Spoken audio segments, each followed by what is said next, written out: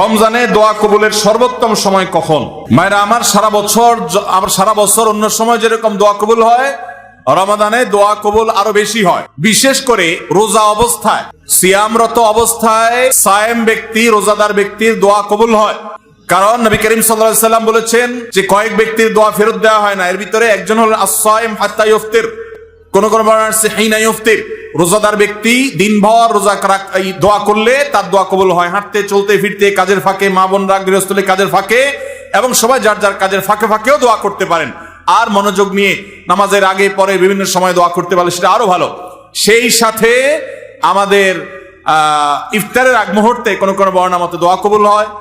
আমরা ভোর রাতে সারি খেতে উঠি, সারি খাওয়ার সময়টা, ভোর রাতের সময়টা দোয়া কবুলের সময়। রমজান মাসে এই সময়টাকে আমরা বিশেষভাবে আমরা দোয়ার জন্য নির্ধারণ করতে পারি। তাহলে দিনভর ইফতারের আগে ওই যে সারি খেতে উঠলে এই সময়গুলো বিশেষভাবে আমরা দোয়ার প্রতি যত্নবান হবো। আল্লাহ আমাদের তৌফিক দান করুন।